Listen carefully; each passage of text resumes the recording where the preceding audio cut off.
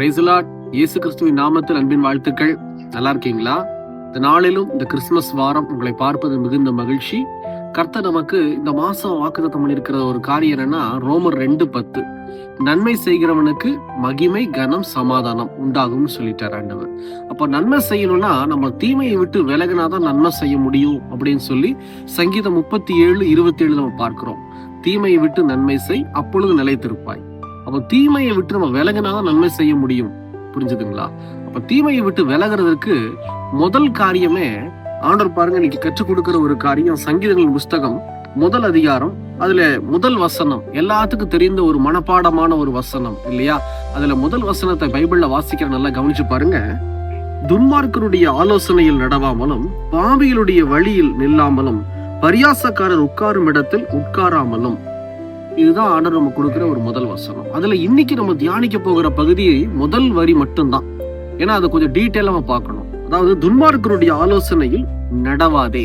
இதுதான் ஆண்டவர் நம்ம கொடுக்கிற ஒரு வசனம். இன்னைக்கு துன்மார்க்கர் கொடுக்கிற எந்த ஒரு ஆலோசனையிலையும் நம்ம நடக்க கூடாது. அப்படி நடந்தா நாம் ஆசீர்வதிக்கப்பட முடியாது. ஆண்டவரால கர்த்தர் நம்மை ஆசீர்வதிப்பது ரொம்ப அரிதா மாறிவிடும்.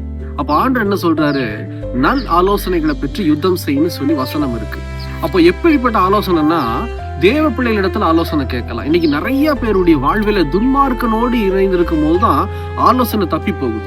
ஒரு குடும்பத்துக்குள்ள ஒரு பிரச்சனை வந்தது அப்படின்னா, ஆண்டவர் அழகா நமக்கு வேத புஸ்தகத்துல கற்றுக் கொடுத்திருக்கிறார். என்ன தெரியுமா? எடுத்தோன்னே இதோ ஒரு சில பேர் தவறு செய்யறாங்க. ஃபார் எக்ஸாம்பிள், நம்முடைய சகோதரன் தவறு செய்யறாரு அப்படின்னா அவங்கள தனியா கூப்பிட்டு கண்டிக்கணும். அதுலயும் அவங்க கேட்கல அப்படின்னா அத்தனை பேர் முன்னாடி, குடும்பத்தின் நபர் முன்னாடி நம்ம கண்டிக்கணும். அதுலயும் அவங்க கேட்கல அப்படின்னா எங்க என்ன செய்யணும்? சபையினுடைய மூப்பர் இடத்துக்கு, சபையினுடைய போதகர் இடத்துக்கு கடந்து போய் ஊழியக்காரர்கிட்ட சொல்லி கண்டிக்கணும். அப்படியும் சகோதரன் கீழ்ப்படியில் அப்படின்னா அவரை விட்டு கொஞ்சம் விலகி இருங்க. அதுதான் வேதவசனம் சொல்லுது. அப்ப எத்தனை காரியங்கள் ஆண்டவர் கற்றுக் கொடுக்குறாரு பாத்தீங்களா? எவ்வளவு ஆலோசனைகளை கொடுக்கிறாரு. குடும்பத்துக்குள்ள எப்படி நடக்கணும், பிசினஸ்ல எப்படி நடக்கணும், இல்ல வேலை ஸ்தலத்துல எப்படி இருக்கணும். நிறைய ஆலோசனை நிறைந்த வசனங்கள் நிறைய இருக்கு. அதனாலதான் சொல்றேன், நீங்க பைபிள் வாசிக்கணும். பைபிளே வாசிக்காம டைரக்டா எக்ஸ்பீரியன்ஸ்டு ஒரு பர்சனா போய் நம்ம கான்டாக்ட் பண்ணணும், அவங்களுடைய ஆலோசனை நம்ம எடுத்துக்கலாம் அப்படின்னு சொல்லி நம்ம போறோம் அப்படின்னா அந்த நபர் எப்படிப்பட்டவரா இருக்காங்கன்னு நமக்கு தெரியாது. அதனால ஆண்டவர் சொல்றாரு, துன்மார்க்கனுடைய ஆலோசனை உனக்கு வேண்டாம். அப்படி துன்மார்க்கனுடைய ஆலோசனையை கேட்டு என் மகனே, என் மகளை நீ நடந்தீன்னா நான் ஒன்னும் ஆசீர்வதிக்க முடியாது. இதுதான் ஆண்டவர் சொல்லுகிற ஒரு காரியம். முதல் காரியமே தீமையை விட்டு விலகிறதுக்கு, தீமையோடயே கூட இருந்தோம் அப்படின்னா தேவன் எப்படி நம்மளை ஆசீர்வதிக்க முடியும்? பிசினஸுக்காக நீங்க ஆயத்தப்பட்டு ஜோம் பண்ணிட்டே இருக்கிறீங்க. ஆனா துன்மார்க்கத்தோடயே, துன்மார்க்கம் பேசுகிற மனுஷனோடயே கூட இருந்தோம் அப்படின்னா, அந்த துன்மார்க்கன் கொடுக்கிற ஆலோசனை நடந்துட்டு இருக்கிறோம் அப்படின்னா கர்த்தரால நம்மளை எதுலையுமே, பிசினஸ் மட்டும் இல்ல வேலையில எதுலையுமே ஆசீர்வதிக்க முடியாது. அப்படி இருக்கும்போது ரொம்ப கேர்ஃபுல்லா இருக்கணும். எனக்கு தெரிந்த ஒரு சகோதரி சொன்ன ஒரு சாட்சி என்ன அப்படின்னா, அவங்க ஏசப்பாவோட பிள்ளை. அப்படி இருக்கும்போது அந்த சகோதரி ஒரு ஆபீஸ்ல ஒர்க் பண்றாங்க. அவங்க ப்ரொமோஷனுக்காக, தன்னுடைய ஹவுசிங் லோனுக்காக வெயிட் பண்ணிட்டு இருக்கிறாங்க. ப்ரொமோஷனும் ஹவுசிங் லோனும் பாத்தீங்க அப்படின்னா, தன்னுடைய சீனியர் ஒருத்தர் இருக்கிறாரு. அவர் கொடுக்குற ஒரு சில ஐடியாஸ் சரியா இருக்கும் அப்படின்னு சொல்லி எல்லாரும் சொல்றாங்க. அவங்க அந்த நபரை போய் கான்டாக்ட் பண்றாங்க.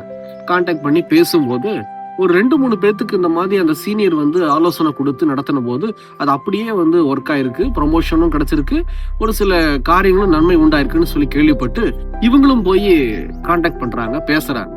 ஆனா அந்த சீனியருடைய பிஹேவியர் சுத்தமா சரியில்லை.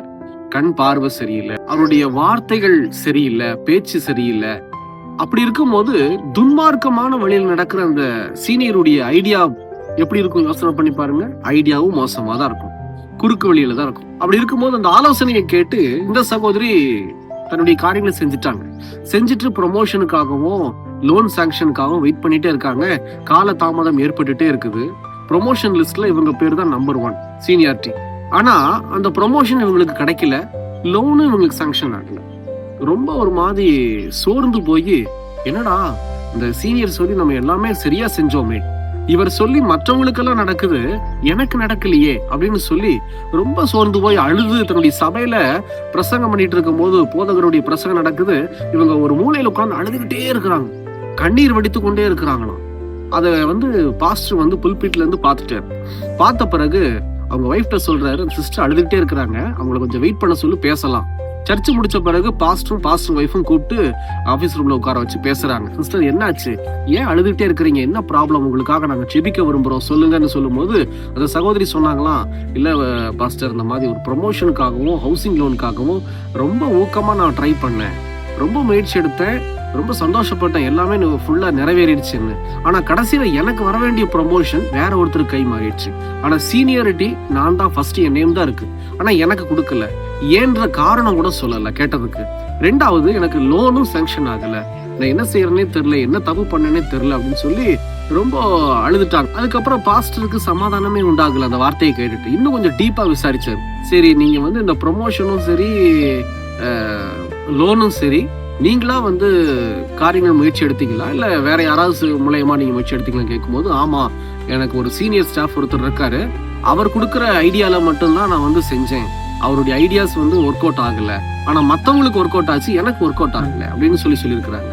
அப்போ அவர் கேட்டாங்க, நான் சீனியர் ஸ்டாஃப் எப்படிப்பட்டவர், அவருடைய பிஹேவியர் கேரக்டர்லாம் பரவாயில்லைங்களா, நல்ல ஒரு மனிதனா அப்படின்னு சொல்லி கேட்கும்போது அவங்க சொன்னாங்க, இல்ல அவர் வந்து கொஞ்சம் சரியில்லை, அவருடைய பார்வையும் அவருடைய பேச்சும் சரியில்லை, அதே மாதிரி அவர் கொடுக்குற ஐடியாஸும் இந்த மாதிரி தான் வந்து கொஞ்சம் குறுக்கு புத்தியில லஞ்சம் கொடுக்க சொல்லியிருக்கிறார்.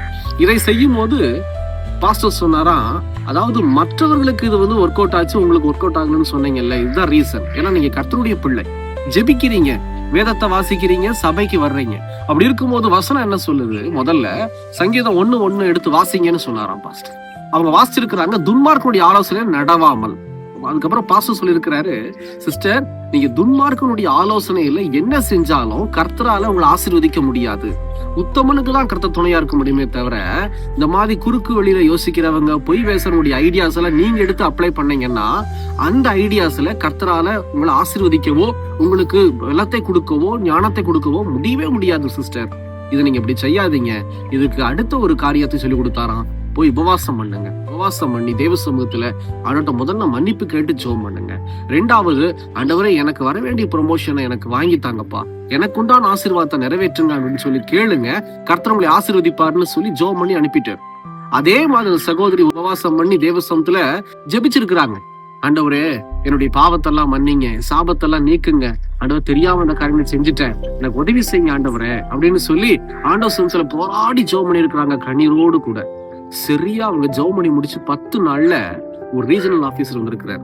அந்த பிரான்ச்சுக்கு ரீஜனல் ஆபீசர் வந்து அந்த ப்ரொமோஷன் லிஸ்ட் எல்லாம் வந்து செக் பண்ணும்போது இவங்க பேர் தான் முன்னாடி சீனியாரிட்டி பிரகாரமா, அந்த பேர் வந்து அவங்களுக்கு அப்புறம் இன்னொருத்தருக்கு அந்த ப்ரொமோஷன் வந்து சாங்ஷன் ஆயிருக்கு.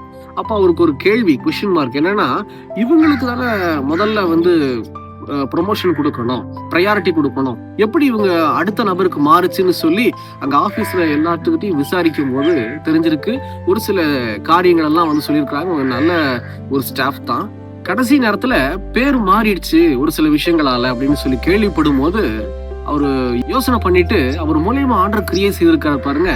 அதே பிரான்ச்ல இவங்களுக்கு எந்த ப்ரொமோஷனுக்காக வெயிட் பண்ணாங்களோ அந்த ப்ரொமோஷன் அதே பிரான்ச்ல அவர் மூலியமா கர்த்தர் கிடைக்கும்படி உதவி செய்திருக்கிறார்.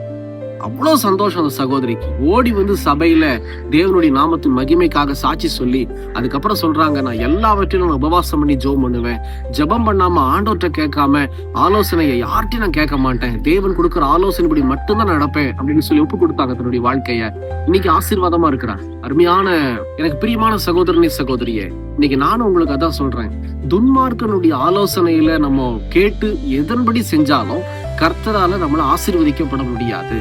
தயவு செய்து உங்களுக்கு ஒரு ஆசீர்வாதம் வேணும்னா துன்மார்க்கமாய் நடக்கிற நபர்களை விட்டு முதல்ல விலகுங்க. தயவு செய்து இந்த வருஷ கடைசியில முடிவெடுங்க, எனக்கு இந்த துன்மார்க்கமா இருக்கிற நபர்கள் எனக்கு வேண்டாம் ஆண்டவரேன்னு சொல்லி. ஏன்னா மறுபடியும் சொல்றேன், பரலோக ராஜ்யத்துக்குள்ள பிரவேசிக்க செய்வதற்கு இந்த துன்மார்க்கமா இருக்கிற நபர்களால எதையுமே செய்ய முடியாது. வசனம் தான் கிரியை செய்ய முடியும், ஏசப்பா தான் நமக்கு உதவி செய்ய முடியும். இந்த துன்மார்க்கனை விட்டு விலகுங்க, கர்த்தர் உங்க வாழ்க்கையில் ஆட்டோமேட்டிக்கா நன்மை செய்வார். கண்களை மூடி ஜெபிக்கலாமா? எங்களை நேசிக்கிற நல்ல ஆண்டவரே, உமக்கு ஸ்தோத்திரம். இந்த நாளிலும் துன்மார்க்கனை விட்டு ஆண்டவரை விலக நாங்க கற்றுக்கொண்ட அந்த பாடத்தின்படி நடக்க தேவன் கிருபை செய்யுங்கப்பா. இதோ உமக்கு பிரியமான வாழ்க்கையை நடந்து இதோ நீங்க கொடுத்த வாக்குத்தத்தங்களை பெற்றுக்கொள்ள சுதந்திரித்துக் கொள்ள கர்த்தர் கிருபை தாரும். இயேசுவின் நாமத்தில் பிதாவே, ஆமேன் ஆமேன். தொடர்ந்து ஜெபம் பண்ணுங்க, கர்த்தருடைய வசனத்தின்படி நடங்க, எங்களுக்காகவும் ஜெபித்துக் கொள்ளுங்கள். God bless you.